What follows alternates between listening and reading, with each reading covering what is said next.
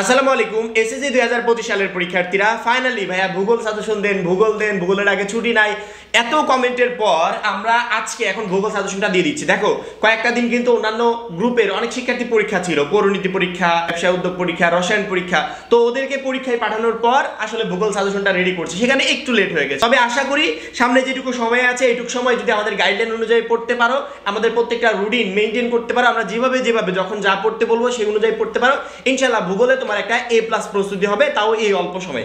ভূগোল নিয়ে ইনশাআল্লাহ তোমাকে টেনশন করতে হবে না, জাস্ট আমাদের গাইডলাইনগুলো ফলো করো। মাত্র 50 টাকায় আমাদের টার্গেট A+ কোর্সে যারা এখনো যুক্ত হও নাই, খুবই দ্রুত যুক্ত হয়ে যাও, কারণ কি আমাদের মাত্র 50 টাকার কোর্সে তুমি এই লিস্টের টোটাল বিষয়গুলো পাচ্ছ। অর্থাৎ এই একটা মাত্র কোর্স তোমাকে পরীক্ষায় অল্প সময় বেস্ট একটা প্রিপারেশন নিতে, পরীক্ষায় ভালো রেজাল্ট করতে প্রচন্ড পরিমাণে হেল্প করবে। উপরে আমাদের যে নাম্বারটা দেওয়া আছে এই নাম্বারে 50 টাকা সেন্ড মানি করে এই নাম্বারেই হোয়াটসঅ্যাপে আমাকে জানাবে যে আমি সেন্ড মানি করেছি, সাথে সাথে তোমাকে গ্রুপে যুক্ত করে নিব এবং তখন থেকেই তোমার প্রিপারেশনটা শুরু হবে। ভূগোলে আমাদের টোটাল 100 মার্কের পরীক্ষা হবে, যেখানে আমাদের সিকিউতে থাকবে হচ্ছে 70, এমসিকিউতে 30। আমার টোটাল চ্যাপ্টার হচ্ছে 15টা, অর্থাৎ 15টা চ্যাপ্টার থেকে প্রশ্ন আসবে কয়টা? 11টা। লিখতে হবে 7টা। তার মানে যেহেতু সময় অল্প, আমি অল্প সময়ে অল্প কিছু পড়বো, যাতে ওইখান থেকে পরীক্ষার হলে আমি প্রশ্ন কমন পাই। যেহেতু 7টা লিখতে হবে, সবগুলো চ্যাপ্টার পড়ার কোনো দরকার নেই, আমরা অল্প কিছু চ্যাপ্টার পড়ে যাব, যেখান থেকে পরীক্ষার হলে ইনশাআল্লাহ আমরা সকল প্রশ্ন কমন পেয়ে যাব। এখন সেই অল্প চ্যাপ্টার আমরা কি কি পড়বো সেটাই আজকের ভিডিওতে আমরা দেখব, যে অল্প চ্যাপ্টার বা কয়েকটা চ্যাপ্টার আমি কোন কোন চ্যাপ্টার পড়ে গেলে পরীক্ষার হলে কমন পাবো, আমাকে সবগুলো চ্যাপ্টার পড়তে হবে না। প্রথমত আমরা যদি তোমাদেরকে বলি যে ভূগোলের এই 15টা চ্যাপ্টারকে আমরা কয়েকটা পার্টে ভাগ করে দিব, 4 থেকে 5টা পার্টে ভাগ করে দিব, পার্ট বাই পার্ট আলাদা করে দিব। তুমি যদি 3টা পার্ট পড়ে যাও তোমার 7 সেট প্রশ্ন কমন থাকবে, তুমি যদি 4টা পার্ট পড়ে যাও তার থেকে বেশি প্রশ্ন কমন থাকবে। অর্থাৎ তোমাকে সবগুলো অধ্যায় 15টা চ্যাপ্টারই তোমাকে পড়তে হবে না, পার্ট বাই পার্ট আলাদা করে দিব, সেখান থেকে তুমি 3টা 4টা পার্ট এইভাবে পড়ে যাবে, ইনশাআল্লাহ পরীক্ষার হলে তোমার প্রশ্ন কমন থাকবে। অর্থাৎ টোটাল 15টা চ্যাপ্টার, এই সামনের এই অল্প সময় 15টা চ্যাপ্টারের পিছনে সময় নষ্ট করতে হবে না, অল্প কিছু চ্যাপ্টারের উপর সময় নষ্ট করবে এবং ওই চ্যাপ্টারের খুঁটিনাটি সবকিছু তোমার কমপ্লিট হয়ে যাবে। প্রথমত আমরা 1 নম্বর অধ্যায় দেখি, ভূগোল ও পরিবেশ। 2 নম্বর অধ্যায় মহাবিশ্ব আমাদের পৃথিবী। 3 নম্বর মানচিত্র গঠন ও ব্যবহার। 4 নম্বর পৃথিবীর অভ্যন্তরীণ ও বাহ্যিক গঠন। এই যে 4টা চ্যাপ্টার দেখতে পাচ্ছ, এই 4টা চ্যাপ্টার থেকে তোমাদের 3 সেট প্রশ্ন কমন থাকবে। ঠিক আছে, কোনো শিক্ষার্থী যদি এই 4টা চ্যাপ্টার কমপ্লিট করে যায় তাহলে সে পরীক্ষার হলে 3 সেট প্রশ্ন একবারে টোটালি কমন পাবে। এখন আমি বলবো যে কোনো শিক্ষার্থী যেন এই চ্যাপ্টারগুলোকে আলাদা করে কমপ্লিট না করে। অর্থাৎ তুমি যদি 4 নম্বর চ্যাপ্টার কমপ্লিট করো, সেক্ষেত্রে তুমি 3ও কমপ্লিট করবে, 2ও করবে, 1ও করবে, এই 4টা চ্যাপ্টার একই সাথে কমপ্লিট করে যাবে।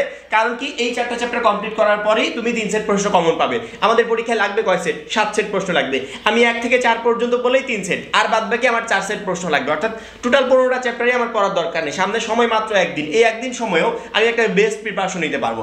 অর্থাৎ এই 1 থেকে 4 পর্যন্ত পড়ে গেলে তুমি 3টা প্রশ্ন কমন পাবে। পরবর্তীতে আমাদের আছে হচ্ছে বায়ুমণ্ডল, 6 নাম্বার হচ্ছে বায়ুমণ্ডল, 7 নাম্বার হচ্ছে জনসংখ্যা।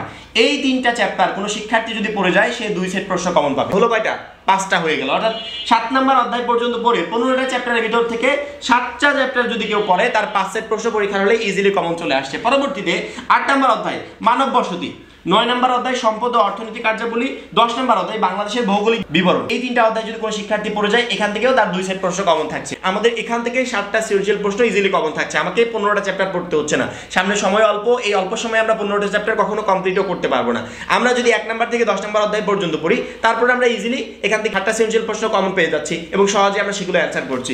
পরবর্তীতে যদি কারো মনে হয় যে ভাই আপনি যে এখানে পার্ট দিয়ে, যেমন 1 থেকে 4 নম্বর পর্যন্ত এক পার্ট, 5 থেকে 7 পর্যন্ত এক পার্ট, 8 থেকে 10 পর্যন্ত এক পার্ট, এই যে 3টা পার্ট দিয়েছেন, কোনো একটা পার্ট আমার কাছে কঠিন মনে হচ্ছে, কোনো চ্যাপ্টারগুলো কঠিন মনে হচ্ছে যে আমি এগুলো কমপ্লিট করতে চাই না, অলরেডি আমার 11 থেকে 15 নম্বর অধ্যায়ের ভিতর অনেকগুলো অধ্যায় কমপ্লিট আছে, সেক্ষেত্রে আমি বলবো এখানে 11, 12 এবং 13 এই 3টা চ্যাপ্টার মিলে, 11, 12 এবং 13 এই 3টা চ্যাপ্টার মিলে 2 সেট প্রশ্ন আসবে। লিখে দিই আমি 11, 12, 13 এই 3টা চ্যাপ্টার মিলে 2 সেট প্রশ্ন তোমরা পরীক্ষার হলে কমন পাবে। পরবর্তীতে 14 এবং 15 এখান থেকে কমন পাবে হচ্ছে 2 সেট প্রশ্ন। আমরা দেখি তো আমাদের 11 সেট হলো কিনা।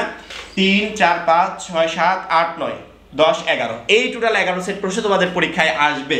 তুমি যদি আমাকে বলো ভাইয়া আমার কাছে 1 থেকে 4 নাম্বার অধ্যায়, আমি 4 নাম্বার অধ্যায় বাদ দিলাম, 1 থেকে 4টা অবশ্যই কমপ্লিট করে যাবে, এগুলো প্রত্যেকটা অধ্যায় থেকে প্রচুর পরিমাণে এমসিকিউ হবে, এগুলো কমপ্লিট করে যাবে। তুমি আমাকে বলতে পারো ভাইয়া 8, 9, 10 আমার কাছে কঠিন মনে হচ্ছে, এই 8, 9, 10 পড়লেও 2টা প্রশ্ন কমন থাকছে, ওই 14, 15 পড়লেও 2টা প্রশ্ন কমন থাকছে। সেক্ষেত্রে তুমি যদি এখানে 3টা অধ্যায় থেকে 2টা প্রশ্ন আসবে এমন যে কোনো একটা পার্ট বাদ দিয়ে 2টা অধ্যায় থেকে 2টা প্রশ্ন আসবে এই পার্টটা পড়ে যাও, সেক্ষেত্রে 9টা অধ্যায় কমপ্লিট করলেও তুমি 7 সেট সৃজনশীল প্রশ্ন কমন পেয়ে যাচ্ছ। অর্থাৎ টোটালি তোমাকে 15টা চ্যাপ্টার পড়তে হচ্ছে না।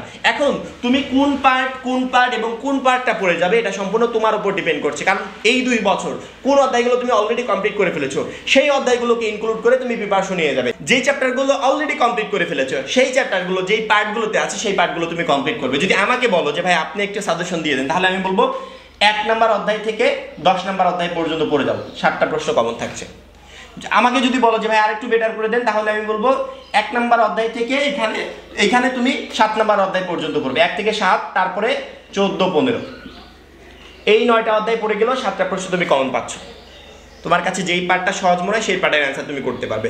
আবার যদি বলো যে ভাই 5, 6, 7 আমি পড়তে যাচ্ছি না, এই 3টা চ্যাপ্টার বাদ দিয়ে দিন, তাহলে আমি বলবো 1 থেকে 4 পর্যন্ত পড়বে, 8 থেকে 10 পর্যন্ত পড়বে, পরে 14, 15 পড়ে যাও, ইজিলি তোমার 7 সেট প্রশ্ন কমন থাকছে। অর্থাৎ শেষ মুহূর্তে আমরা সবগুলো চ্যাপ্টারের উপর সময় দিব না, তাতে আমাদের সময় নষ্ট হবে, কিন্তু প্রিপারেশন ওই লেভেলের হবে না। আমরা অল্প কিছু চ্যাপ্টার পড়ে যাব, যাতে ওই অল্প চ্যাপ্টারের খুঁটিনাটি আমরা সবকিছু কমপ্লিট করে পরীক্ষার হলে যেতে পারি, এবং একটা প্রশ্ন যাতে আমার আনকমন না থাকে। এখন আমি যে চ্যাপ্টারগুলো সিকিউর জন্য অর্থাৎ সৃজনশীলের জন্য দিয়েছি, কোনো শিক্ষার্থী যদি এমসিকিউর জন্য শুধুমাত্র এই চ্যাপ্টারগুলো পড়ে, তারপরে তার মিনিমাম 20টা এমসিকিউ কমন থাকবে, এবং সবগুলো চ্যাপ্টার পড়লে সেক্ষেত্রে 30টার ভিতর 30টা এমসিকিউ তোমার কমন থাকবে। এখন আমরা যে চ্যালেঞ্জগুলো রেডি করে গ্রুপে দিব, সেই চ্যালেঞ্জে কখন তুমি সিকিউ পড়বে, কখন এমসিকিউ পড়বে, কখন মূল বই পড়বে, কখন কি করবে, A to Z ইনফরমেশন আমাদের ওই টোটাল চ্যালেঞ্জে রেডি করা থাকবে। অর্থাৎ ওই চ্যালেঞ্জটা কমপ্লিট করলে ভূগোলের জন্য একটা বেস্ট প্রিপারেশন হয়ে যাবে। ভূগোল নিয়ে তোমাকে ইনশাআল্লাহ টেনশন করতে হবে না। শুধুমাত্র প্রত্যেকটা শিক্ষার্থীকে বলবো যে আমরা শেষ মুহূর্তে লাস্ট মোমেন্টে এসে যেই চ্যাপ্টারগুলো তোমাদের পড়তে বললাম যে 15টা চ্যাপ্টার না পড়ে এই চ্যাপ্টারগুলো পড়ো, সেইগুলো তোমাকে পড়তে হবে। এইগুলো কমপ্লিট করার পর এমসিকিউ তুমি কখন কি পড়বে সেটা আমরা রেডি করে দেব। তবে এমসিকিউর জন্য বেস্ট প্রিপারেশন নিতে হলে আগে অবশ্যই তোমাকে মূল বইয়ের উপর ফোকাস করতে হবে। এই মূল বইটা যদি কমপ্লিট থাকে তোমার এমসিকিউ একটাও মিস হবে না। মূল বই কমপ্লিট করবে কিভাবে?